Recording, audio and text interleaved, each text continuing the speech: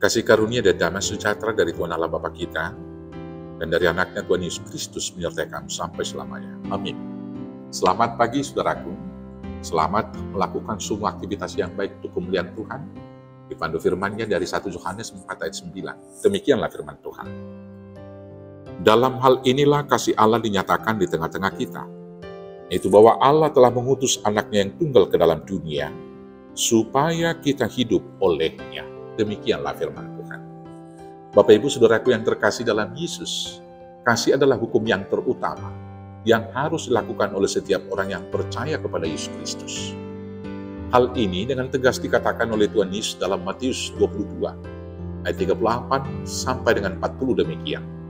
Kasihilah Tuhan Allahmu dengan segenap hatimu, dan dengan segenap jiwamu, dan dengan segenap akal budimu. Itulah hukum yang terutama dan yang pertama. Dan hukum yang kedua yang sama dengan itu ialah, kasihilah sesamamu manusia seperti dirimu sendiri. Pada kedua hukum inilah tergantung seluruh hukum Taurat dan kitab para nabi.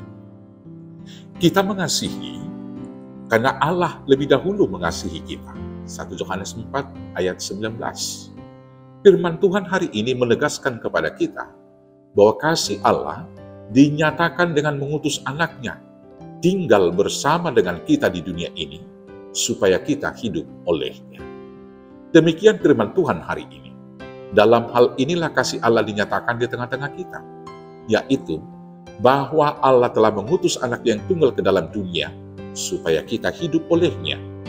Kasih Allah adalah kasih agape, yaitu kasih yang menyangkal diri, yang memberi diri, dan yang mau berkorban.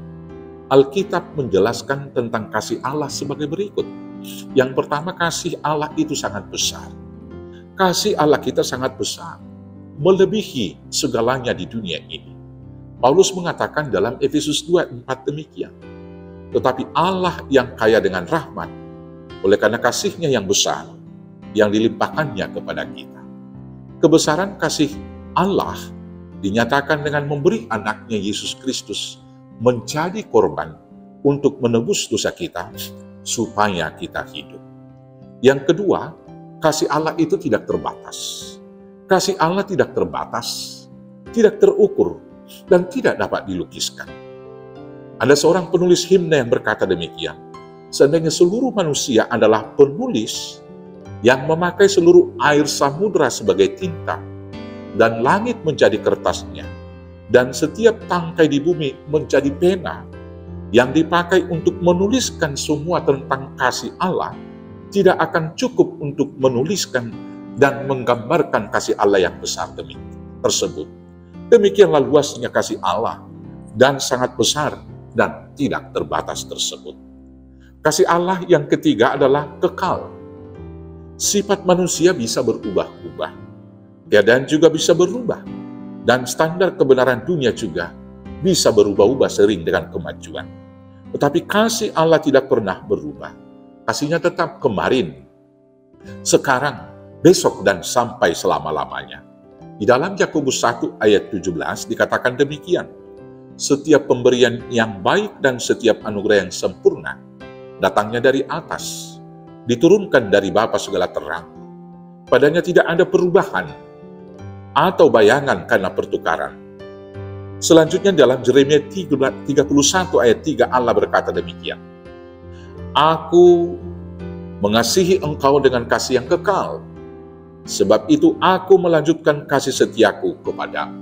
Kasih Allah kita kekal dan tidak berubah sampai selama-lamanya. Kasih Allah itu juga adalah kasih yang murah hati. Karena kasih-Nya Allah memberikan kepada kita yang seharusnya tidak pantas kita terima. Dia mengasihi kita dan memberi pengampunan justru ketika kita masih berdosa. Dia mengasihi kita bukan untuk mendapat perhatian, mendapatkan pujian dan persembahan dari kita, tetapi Dia mengasihi kita karena kemurahan hati-Nya dan memberikan segala yang kita perlukan. Dia mengasihi kita ketika kita tidak pantas untuk dikasihi karena kita sesungguhnya penuh dengan dosa. Bapak Ibu Saudaraku yang terkasih dalam Yesus Kristus, Allah kita adalah kasih. Kasih-Nya besar, tidak terbatas, murah hati dan kekal. Dia lebih dahulu mengasihi kita. Maka karena itu, marilah kita mengasihi Tuhan Allah dengan segenap hati, dan dengan segenap akal budi, dan dengan segenap kekuatan, dan mengasihi sesama kita seperti diri kita sendiri. Selamat mengasihi di dalam Tuhan Yesus Kristus. Amin. Kita bersatu dalam doa. Terima kasih Bapa atas kasih-Mu yang sangat besar, yang telah menganugerahkan anak-Mu yang tunggal Tuhan Yesus, datang ke dunia untuk menebus kami, supaya kami memperoleh hidup.